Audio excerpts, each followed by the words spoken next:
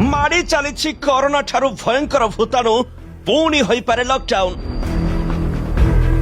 गोटे मनीष को मारिबा पई शक्तिशाली यही नुआ भूताणु निपा भाइरस को नहीं भारत में खेली गलानी भयर वातावरण। मनीष ठारू मनीष को डेउछि मृत्युर जाल बिछाई बसी। माड़ी चली कोरोना ठारू भयंकर भूताणु तेणु पुणी होई पारे लॉकडाउन।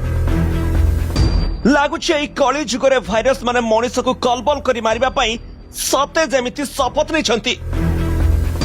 तेणु पुणी एक भाइरस एवं मनीष को मारिबा पई मृत्युर जाल बिछेई अपेक्षा करिछि। एबे भारत में द्रुत गति रे व्यापुछि निपा भाइरस।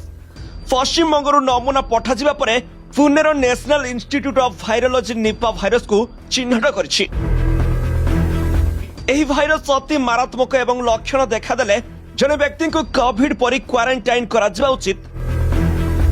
निपा भाइरस एक गंभीर संक्रमण जहाँ पशु ठारू मनीष को व्यापी थाए आ परे मनीष ठारू आउ गोटे मनीष को संक्रमित करे। तेणु यहाकू मानव निपा भाइरस मध्य कहुए। यार लक्षण गुड़िक हालुकार गुरुतर पर्यंत होता है एवं रोगी मृत्यु होई पारे। तेणु एही भाइरस रु सुरक्षित रहिबा पई एवं यार लक्षण गुड़िक शीघ्र चिन्हिबा परे निजको क्वारंटाइन करबा गुरुत्वपूर्ण।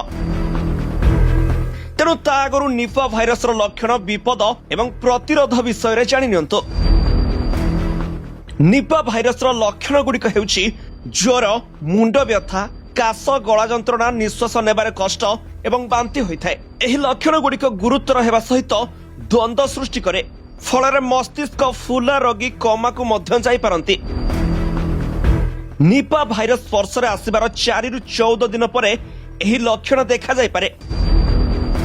संक्रमणर प्रथम 3 दिन रु 14 दिन मध्य ज्वर एवं मुंड बिंधा भली लक्षण आरंभ हुए और श्वासक्रिया समस्या मध्य देखा जाए। अवस्था खराब हेबा सहित मस्तिष्क फुली पारे। एही फुली जिबा एवं मस्तिष्क कार्यक्षमता 24 रु 48 घंटा मध्य कोमा को नहीं पारे।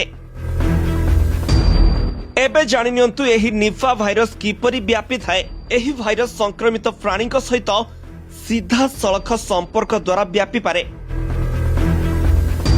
बादुड़ी किंबा घुसुरी शरीर तरल पदार्थ जेपरिक रक्त, लाल किंबा परिस्रा सहित संपर्क रे आसिबा द्वारा निपा भाइरस होई पारे। संक्रमित प्राणी को खाइबा द्वारा मध्य एही भाइरस होई थाए।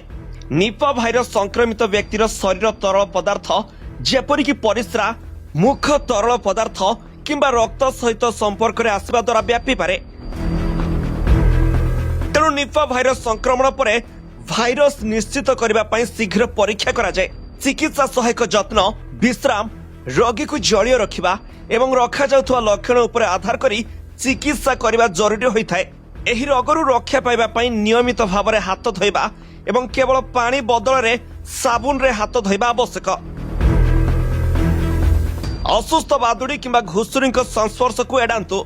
एही प्राणी माने थिबा स्थान गुड़िक परिदर्शन करिबारु दूरे रुहंतु। पानी पीबा किंबा संक्रमित प्राणी मानक द्वारा दूषित अन्य कौनसी उत्पाद व्यवहार करिबारु दूरे रुहंतु। भूमि रे पड़िथिबा कंचा फल खाइबारु दूरे रुहंतु। अन्य लोकंक शरीरर तरल पदार्थ सहित संस्पर्श को एडांतु। एणु एही सबु नियम अनुसार चलंतु और निजको सुस्थ रखंतु। Bureau report G7 Odia.